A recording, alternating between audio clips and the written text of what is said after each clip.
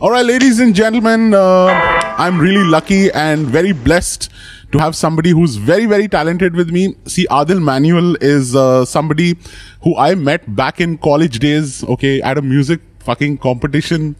Oh man, I just cussed already. So besides, That's cool, man. Besides being, just probably one of the most skilled guitar players I have ever seen in approximately like 2 decades of being in the music scene in India. This guy has shifted cities. He's traveled the world from what I understand. He's moved to the most controversial, strategic, difficult city in the country for anyone who wants to survive as a creative person. And he has nailed the art of, being a musical entrepreneur. Adil Manuel, welcome to the Ashish David Show. Hey, David. Rock and roll, brother. Rock and roll, my friend. We go back far too many years for this to be like formal in any kind of space. So it's gonna, it's like two buddies hanging out at a bar. That's what it's gonna be like. That's exactly how I feel like right now, man, talking to you after like so long.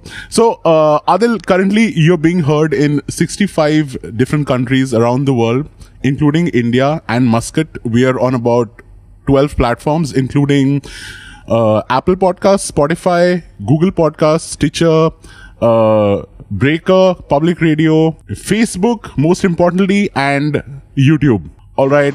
For the people, man. For the people who awesome. don't know you, people who don't know anything about you, like I'm obviously, you're like a friend and, somebody who I look up to a lot since so many years. But for the rest of the people who don't know anything, please tell us a little bit about who you are and what you do. Wow. I am primarily now a composer, musician. Guitar is my primary instrument. I compose, I curate stuff for corporate stuff, corporate events as well. So within the whole music facet, it's like I'm a band leader, I'm a sessions guy wherein I'm called by other bands, artists, musicians, studio musician, composer, and then there is the whole corporate or like events angle, you could say, wherein I'll curate stuff for corporates and destination weddings. So, over the years I've diversified, and Bombay has had a lot to do with it, because I think the opportunities here for musicians, for creative people, are much more than any other city in India. At least in my experience. I want people to like really know you as a person, as an individual, because when outsiders, like not the music people, when they look at musicians, they're a little confused. They think that, acha, one day this guy must have just picked up the guitar and in about a 2-week crash course, he has now gone to Bollywood and he's now playing with all these big people, right? They don't really get the context of what it takes to be somebody like an Adil Manuel, right? How did music start for you as a child? Wow. Okay. So the thing is that I was blessed because there was so much music in the house. Like my parents, to begin with, were really like music fans. So like we had like a good vinyl collection, good tape collection, and my folks were into like music of the 60s and 70s mainly rock, some pop around that era. So for example, we'd have like Uriah Heep or Cream, The Doors, Peter Frampton, all those things, man. Some Zeppelin, The Who, all that was playing at the house. So I took in a lot of that stuff. When I was growing up. So this was like a natural next step. So I've just been following those natural next steps. When you were in school, when you were in college, what was the music scene like? Tell us a little bit about where you did your schooling, college, and what was it like at that time? Wow. So I was born in Varanasi. I don't know if you knew this. And then I was there for the first 6 years. I was born there, and then we moved to Lucknow for a bit, and then so I changed schools. And then I was in boarding school for some years. I was in Nainital, and all along, like I of course I had like a Walkman or whatever, and it was in in boarding school, this was this very cool thing that used to happen was that in the dormitories, in the middle and senior dormitories, there was actually like not a jukebox, but there was actually like a record player with those old school speakers, and they were connected to the entire dormitory. I remember this is St. Joseph's Nainital, and either the prefect in charge or the teacher in charge on night duties would play like an LP, like they would spin some music. So I mean, of course, they weren't playing Pink Floyd and stuff like that, but they would play like Roger Whittaker stuff, whatever. So there was always music playing, and then cut to when like the summer holidays would happen. I still remember like Dad gave me like Kill 'Em All, on tape. Along with I got Defenders of Faith and all these things. So took in a lot of these things, man. So by the time I came to Lucknow, when I did my senior schooling, I was already getting band offers from class 8 or 9. So the thing is, like one of the most important things that happened in my musical journey was me meeting this incredible guitar player, musician, human being by the name of Christopher Dickren Hale, Chris Hale, who at that point in the early 90s was spearheading a band, really cool prog rock band called Oleo and the Rock Opera from Lucknow. This guy was a Berkeley grad. You remember? Yeah. That name does ring a bell. Killer guitar player, and he was studying sitar at Badkhande in Lucknow. And so he became, in many ways, like a teacher and mentor to me. So, and then seeing his band perform every weekend, at this place called the Bloom Fountain Rock Club. So back in the 90s, I think Lucknow was way cooler than what it is now. Now it's like it's all gone. But yeah, there was a place called Bloom Fountain Rock Club, which was essentially I believe a creche, but every Friday night the owners would turn that into like a live place, man. So they had like a lawn, and they'd take out these chairs, and the band would kind of pull in early to the place and would offer free music lessons to whoever the hell landed up. You could be a rickshawala or a millionaire. But for that first 1 hour before the gig, they would give out classes, like guitar classes, bass, the drummers giving classes. It was really cool. And then they would feature one local band, and then every week, it was like one local band, and then Oleo, Chris's band, would close the night. And he was into like some really amazing bands that had a massive lasting impression on me, like Rush. Like he hit me to the sounds of Rush and to King's X. So when you're in class 8 and you listen to Rush, Alex Lifeson's guitar and Geddy Lee's voice and bass and Dale Peart and all those things, and then you hear King's X, things change. And then because of that whole sound, I got into the whole prog rock thing. So I started discovering or rediscovering prog rock. So Yes happened, and Genesis happened, and then of course Dream Theater happened. So all these amazing music, influences were like, it was like you're barely done with the first meal, and the second course comes up, So I'm like, wow, I'm still hungry for more, man. I love food and I love music. What do you do? That is so cool, man. I'm so happy to hear that you're naming all these bands, because a lot of people don't understand how important it is for somebody to be a music listener. One of the reasons why I chose to get into broadcasting, and I've been doing radio for the last 17 years now. I've worked with like 4-5 national networks. Now I'm in an international network. The whole reason was not to be a radio personality or anything like that. It was just because I really wanted people to listen to this music. There are people like you who are making music. There are like countless talented people around the world, but that doesn't really go to the masses. There's this whole corporate structure that comes in the way, and somehow things get filtered. And that was one of the inspirations that got me into the radio profession. So I've always been, propagating the same thing that you're doing right now, is that how important it is to listen to people who are making good music, because there is a war going on right now. There's actually a war. Like, the great music doesn't actually get to the most number of people, and that is where I come in. That is why people like me step in, and it's really, really important for people like us to promote people like you, and to generally promote good music listening, and enjoying music as like a social activity and something that you do in your own confines. Now, Adil, I want to ask you, like, what was it that made you pick up the guitar, brother? Like, was it the whole image of being a rock star with a guitar and like the dude on stage, or did you watch a movie, or what happened?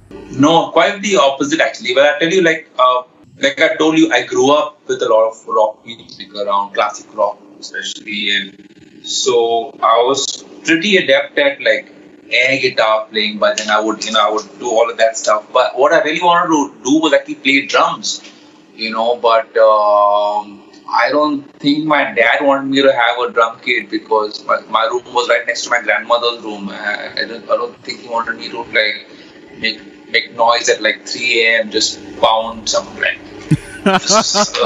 do something crazy shit like that. So I was given like an acoustic guitar, and I was given like a Gibson G150. Wow. And then years later, I got endorsed by Gibson years later. Wow, amazing victory! I'm an accidental guitar player. If I had my way, I would have been a drummer, probably.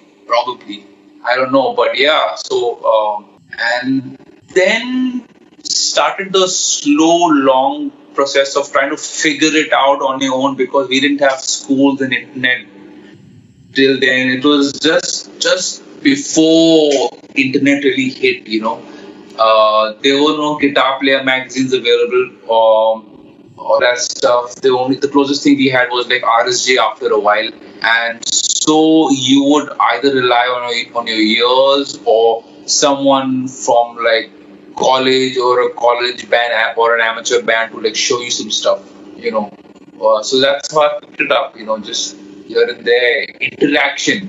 And that's where I started picking up skills as well, because no matter what course you do, or wherever you go, I think you learn most when you're playing with another musician, and they have to be, the idea is that they are either at your level or better. So when you're a beginner, it's always like you should always be playing and aiming for playing and learning from someone who's better than you, so that you can always be pushing your level and hit that bench. So tell us, Adil, what were some of the bands that you came across? Who were some of the people who you really loved, playing with? Because this is very important for people who are younger and who are listening to us right now, who want guidance. So one of the things that Adil just mentioned right now is it's very, very important to work with people who are better than you, who are at the game before you, and people who can sort of, crease out the wrinkles and the mistakes that you might be making, so you get to the next position. Tell us about like the bands that you worked with, the ones who you remember. I'm sure there have been like so many. Too many, man. Far too many. But like, okay, if I go from the beginning, I like I said, Olio was like a massive influence on me. I was always looking up to this incredible guitar player from Goa at that point, who was in Delhi, called Edwin Fernandez. So Edwin and I got along as friends and as guitar players, and he gave me a couple of lessons. They were more like hangout sessions than lessons around then. I worked with them clones, man. If you remember, I formed Adil and Vasundhara in 2009 till 2013. So we did the whole, like in 2 years we did like 22 festivals outside. And, wow. The Doris, we were featured on the Doris, on the Fox Live soundtrack, and so many other things. As a sessions guy, man, I don't know, I've played with so many people. Like the highlights for me were like doing some stuff with like some gigs with Shubha Mudgal's ensemble, I was with Silk Route for the longest time. Yes, I remember that time. More Johans, yeah. So many others, man. Like like as a sessions and studio guy, I've just lost track. And the best part about the whole thing was that I was dealing with the entire spectrum. Like from pop to folk to rock, metal to fusion to jazz people to like everything else in between, to like top 40s bands. So I never said no to anything, because I love most styles of music and I just want to learn. So and I continue doing that. If it interests me, it's always about the music. Good music is good music, and if there's a good vibe with the musicians or the band leader or whatever, you just say, okay, let's just go in and do this. I'm not like, I'm only going to play rock, I'm only going to play jazz fusion, I'm only going to play funk or whatever. I'm okay with all styles actually. I'm so happy to hear this from you, Adil, because down the years, what happens is, in a circuit, if there is one really like powerful player or something, like people just automatically start like copying him, emulating him. Whatever he says is the Bible truth for the guitar players in that city, sort of a thing, right? And there are so many people who I've encountered down the years who've always been the proponents of propagating this thing that no, if you're a metal player, then anything besides metal is a bad idea, or if you're a blues person, then blues is religion and everything else is blasphemy and things like that. And I kind of relate to this as well, because when I was growing up, besides of course singing with bands like say Them Clones and other, like I was doing theater, I was doing voiceovers, I was doing radio, I was later on I got into music production. So just like Adil said right now, it's a very stupid idea to be a genre specific musician or someone who just sort of focuses on one aspect of their playing or one style of their playing. Another thing that rung a bell in my head when Adil was speaking was that he didn't say no, and he didn't sort of deny himself from experimenting with one style of music. And I think that is very very important for young people right now. You gain so much experience. You also like expand your network, because years later all that will come into play.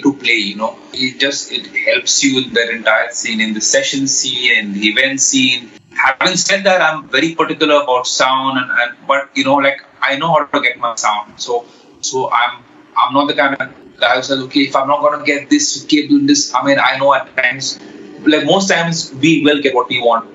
Now at this stage and whatever level or whatever. But sometimes when you can't, you should also know how to adjust. That's very important. Like knowing when to adjust to the situation, not being kind of hell bent on just saying that it's that, or like to hell with you. So Adil, now that we've known a little bit about you, we know a little bit about your background. I think I'm pretty sure all our viewers and listeners, because this is audio and video, they want to hear something. Adil playing something. So Adil, what is it that you want to play? On the 15th of May, I released a single with a new project that I'm really happy about. It's a collaborative project with a very dear friend of mine from the Reunion Islands. His name is Alan Tancres, and it's called the Manuel Tancres Project. Amazing. And we released a song called Hope. It's an instrumental song, and so I have a backing track of it. It's the session file without melody. I'll just play a little bit for you guys. Yeah, that'll be awesome, see man. How it goes. Go for it, bro. Go for it. Okay, so I'm gonna take my headphones off and.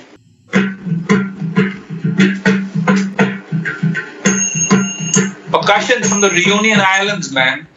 Got that folk tribal vibe. Yeah.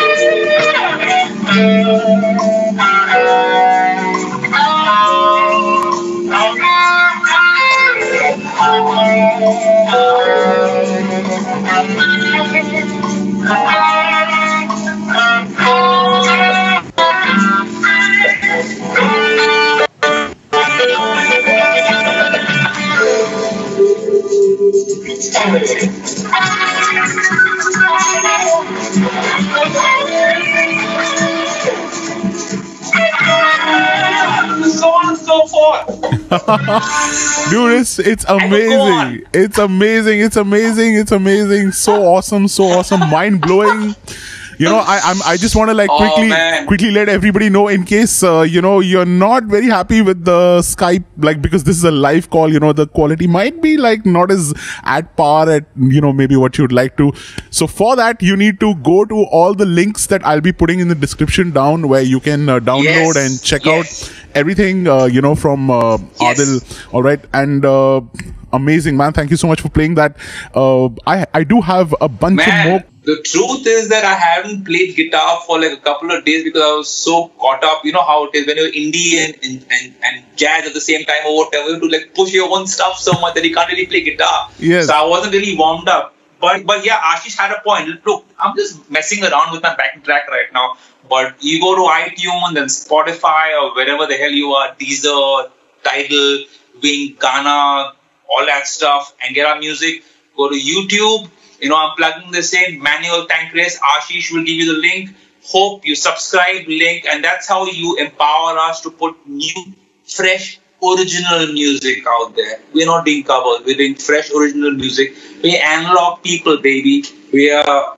Everything's tracked live. There are no drum samples. There are no beats being made. The beats are being made on a freaking live drum kit with percussions and you know, all that stuff, man. So we need encouragement. So go subscribe, push that button. It doesn't take much. Superb, absolutely. Tell us what the three cities were like for you. So Delhi, Lucknow, and Bombay. So Lucknow was when I was in middle to like senior school. That's when I started getting this whole thing of like, I just knew what I had to do because it was like a calling. You know, I just knew that I wanted to be a musician, pursue music. However, the biggest glitch was that well, I wanted to go to Berkeley or MI, you know, MIT or Musical Institute in LA, but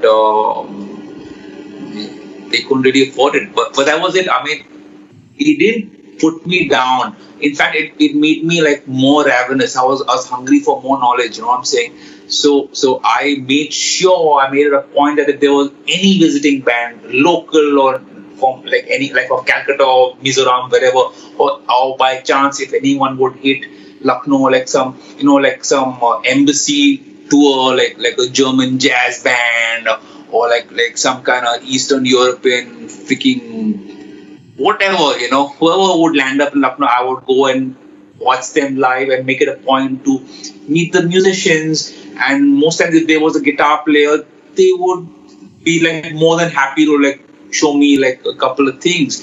And so I started picking up these things. So Lucknow was, those nascent stages wherein I was getting all that I could eat. It was like a nice big thali, man. Like a nice, like, oh, there's rasam there. Oh, cool. Also, kheer also. Come on, let's go for it. And by the time I hit Delhi, I moved to Delhi because there were more playing opportunities and was closest to Lucknow. Yeah.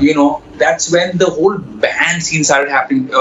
In Lucknow, my most whatever like pro IIT level band was a band called Asphyxia. We were like a thrash metal band. We were playing like mainly like stuff from like bands from the 80s and 90s, like Maiden and Priest and those kind of things, man. But again, like we learned so much from it. So by the time I hit Delhi, there were far more bands than I could ever imagine and far more musicians. So I started, like networking with them, jamming with them, forming bands and side projects and all that stuff. And I was very seriously into like the whole studio and session scene from 2002. That's when I got called to audition for Silk Route. That this released their second video second album had gone by, and they were in between management, and Subir Malik started managing them, Parikrama, and I knew the band, and then Parikrama. So Subir gave me a call saying, "You want to audition for Silk Route?" I'm like, "Sure, let's just go for it." And that really kind of helped me like get to like a different level. It just took things up and was like a great experience to for like a college IIT competition kind of band guy going to like other bands to like amateur scene to like all of a sudden you being picked up by like a massive known indie pop band. So that was a great experience. I remember like in my room I had a poster of Marshall amps. I'm like, when I start earning money, and I'll buy a Marshall amp for myself. And so I picked up a few and I sold them because they were too big for the room, man. Here in India, I mean, unless you have a freaking legit studio, you can't go beyond 3, 4. It's like they throw you out. So so yeah, and then Bombay happened in 2000. So between 2013 and 2015 Jan, I was like, work would bring me a lot to Bombay, and each time I came here, I fell in love with this place. I love the vibe and the energy. I know there's this whole Delhi Bombay thing, this whole conversation that happened, but I never take part in it because I just don't give a shit about those conversations. Absolutely, and there are a lot of misconceptions related to Bombay. Yeah, man. And when you reach there, I'm sure you must have realized, man, that was a load of BS. So for our listeners, for people who are always in the mind of whether we should go to Bombay, what is the city? So you have already done it, and you've been there for like how long now? Yeah, you've been there for 2005. Is this my 5th year or 6th year? See, like the lockdown has made me like lose track of time. It's Inception going on in your mind right now. So tell us, man. Misconceptions versus reality. Man, you just come here with an open mind, okay? Like, so the nature of the city is that it's a commercial hub, okay?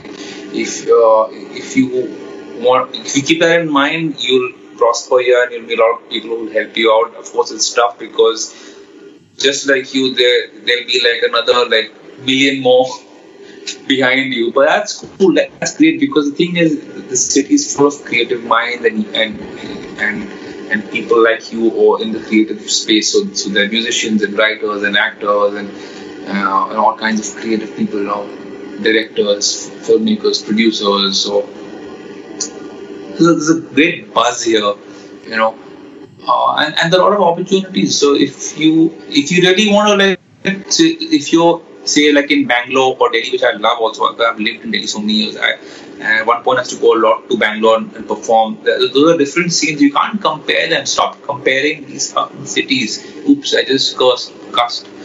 But yeah, just Bangalore has its own beauty, as does Delhi, and they both have their own places to hang in and play. And Bombay has its own vibe, man. Like I would say, you could make a scene in Indore tomorrow if you want. Just have to go there with an open mind. That's it. If you have an open mind and you're like, open to other opportunities and not stuck about what you want to do, who you want to play with, then of course you can make choices but there's always a choice. You're not being forced to do something. If you don't like it, you move to the next and the next. That's it. So what were the professional opportunities like, that you got as a musician in Bombay? So you've been doing your live shows, and besides that, what all has happened? So I tell you, when I was in Delhi, the scope was mainly with as an independent musician. It was mainly in the club circuit. Correct. So with A&V, it was like doing the clubs and festivals. That was it mainly. Recordings were far between. I mean, there wasn't much, And when I moved here, firstly, like your sessions scope goes up because there's so many commercial projects here. Like they're like either Bollywood-based bands or like events-based kind of ensembles. So I started doing that, and now I actually have a project called Bombay Bandstand, wherein I just set those up, and that's great in itself. The club scene was pretty cool here. I mean, there are too many places, but of course there are places. Okay, then the whole compositional space. So you can get into like scoring work. I mean, films background scores, TV, ads. So it's much more than, in terms of work and revenue generation, much more than like what a Delhi would offer. Correct. And that's the biggest thing for a musician to have options. You're not relying on just one, like all your eggs aren't in one basket. So here I got the thing to have 4 egg baskets. Cool. So for someone who's thinking of going to Bombay, just remember that it's not just stage shows that are going to happen. There might be recording collaborations. There might be other opportunities, and most definitely you'll have to diversify and keep your mind open. And just like Adil said right now, you'll have to put your eggs in more than just one basket, because part of being in that, buzz of things and that, really active vibe is managing your time, managing your energy, and being able to cope up with that kind of stress. Also, now, coming to your global collaboration that you were talking about, tell us a little bit more about it, man. How did it go about? Who are these people? How did you meet them? So back in 2009, my former band Adil Musundra, we were on tour and we were playing in Toulouse and some other places. So when the tour finally was approved, the organizers couldn't really fly down the entire band. So I reached out to a bunch of friends who were in France, or friends who had other friends living in France who could give us a place to live and rehearse in, because we already had, I think we had 4 confirmed shows. 4 shows we had. So friend not only gave us his incredibly beautiful house, apartment in Toulouse, which is in the south of France, beautiful place. He gave us, shout out to Raphael Domosh, but he also set up the rhythm section for us, because he had a side project with a bassist called Joe Jungle, a really cool bassist man there. And Joe was working with another drummer called Alan Pancras. So 11 years ago, neither Alan nor I would have thought that 11 years on we would actually be part of another collaborative duo. So over the years, we kept in touch over Facebook, and I would message him or he would message me and say, hey, let's play, what's going on? And we'd exchange a link or two and just tidbits, And then finally, this time during the lockdown, he just messaged to kind of ask me how I was doing, and that's when it started off. let's do something. Okay, and we were free. Like none of us are busy anymore. I mean, like in the busy, like going out sense of the, with everything cancelled and all that stuff. I'm like, let's just do something. I have time now. Like hustle is off. Hustle mode is off. So I'm home. I'm playing a lot, and we started exchanging ideas. And he's one of the most infectious drummers. I keep telling this to people, like he's got groove in his blood, man. Like owing to his roots. They have these traditional rhythms that they have in the Reunion Islands. I think they have Afro-Cuban or like roots are beyond the islands. Let's just say. Plus he's totally into funk and R&B and that kind of drumming. So when those two worlds combine, when he plays a groove, it's just so freaking infectious that you can't help but move and play something over it. So that's how it started. And then we had intended to release a song for International Jazz Day, which is April 30th. And for the last 8 years, I've been doing like International Jazz Day curations where like I'll put up like bands and artists I feel like cool, whatever, have a nice sound and need to be heard. But this year, thanks to like COVID and the lockdown, that got canned. So closer to the date, we realized that our track Hope was coming out pretty well actually.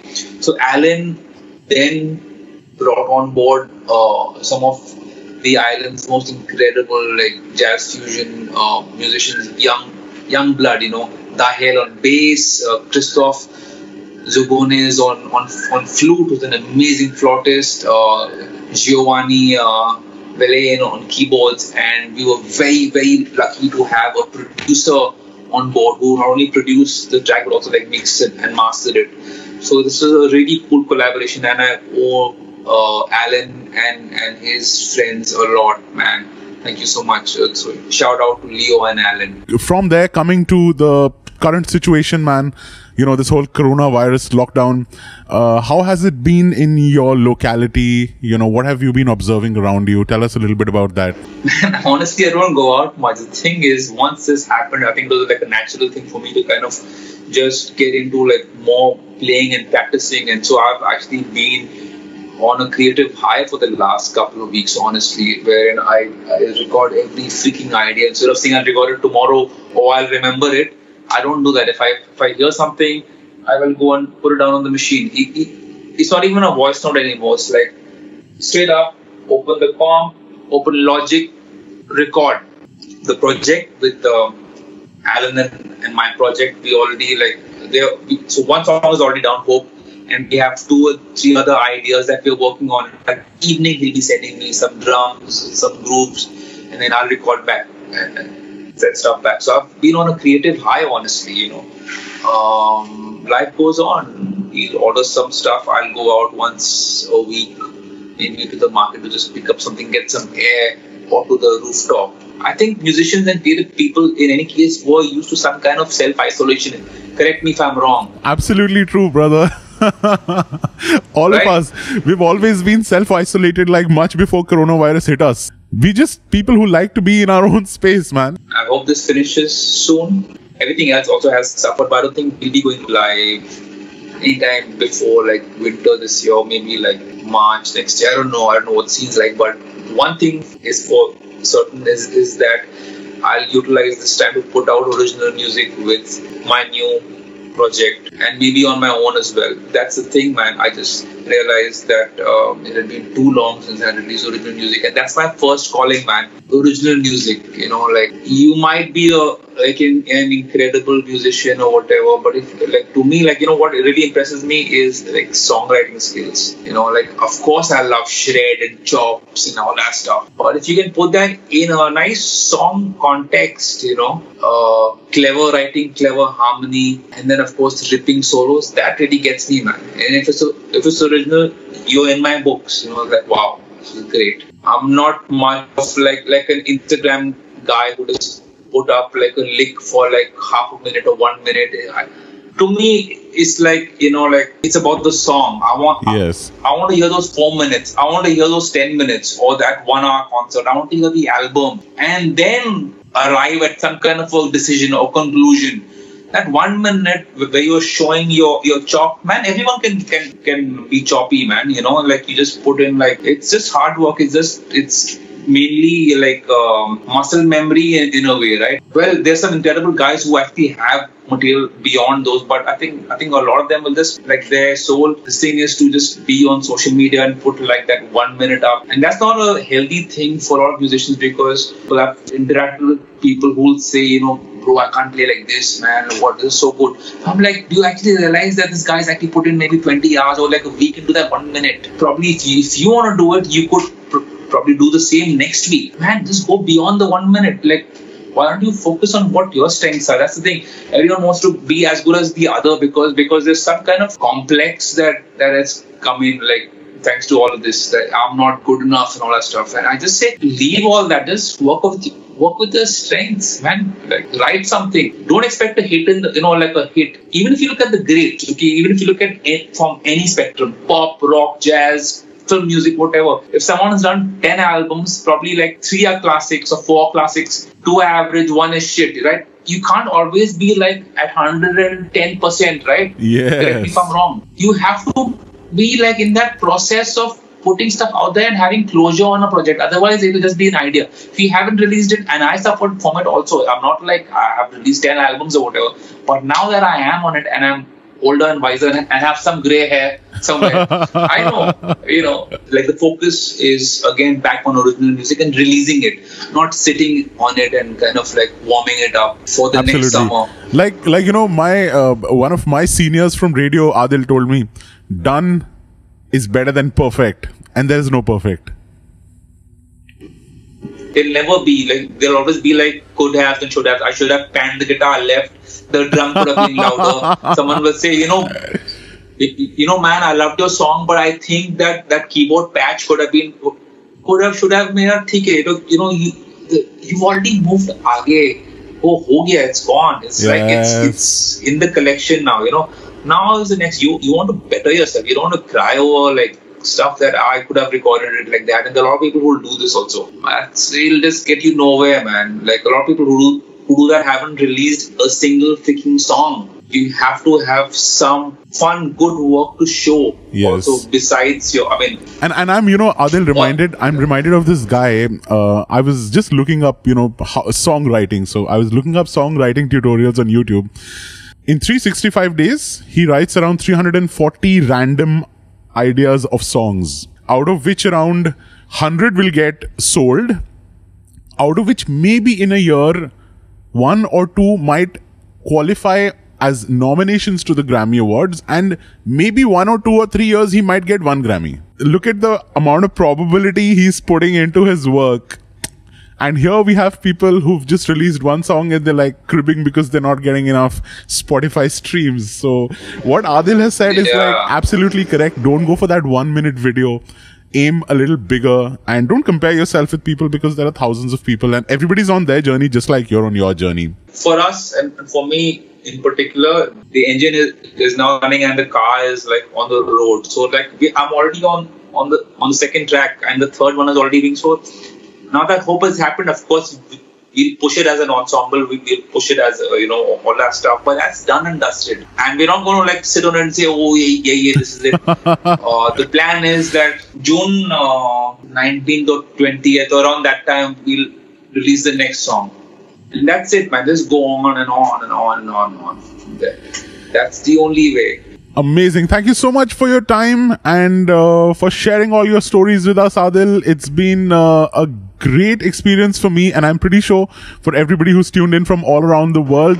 Would you quickly want to tell us where people can go and look up Adil Manuel? You have a website, you have social links. Share them with us right now. Sure. So it's adilmanuel.com, ADILMANUEL.com. Facebook /Adil Manuel, Instagram. It's all Adil Manuel, except for Twitter, it's Adil_Manuel. Also, our brand new, fresh, killer project called Manuel Tancres. Please go to Manuel, MANUELTINCRES. That's Alan's surname, Tancres Project, PROJEKT. I will send you all the links. I'm sure Ashish will plug it in, manuelpancras.com. We have a brand new channel that was launched yesterday on YouTube. So subscribe, like, share. I'm serious about that because we need that encouragement and support. It means a lot. Hope is there, and tracks streaming on everything from Spotify to iTunes and everyone else. Like, we are on like 700 platforms. Wherever you are, whichever time zone, country, whatever. Type Manuel Pancras Project. We'll be there. Next month, we take out the next. Superb. So, and any last message that you'd like to give to all these people listening to you in all these 65 countries? Any last shout out, any last message that you want to leave them with? Loud is good. Thank you so much, Adil Manuel. It was great talking to you. And you keep rocking and inspiring people as usual, brother. I shall see you when I shall see you. Yeah, bro. See you. Thank you so much. And we'll see you for the next one. When the next release happens, we'll see you guys then. Absolutely. Take care, bro. Peace. Keep rocking.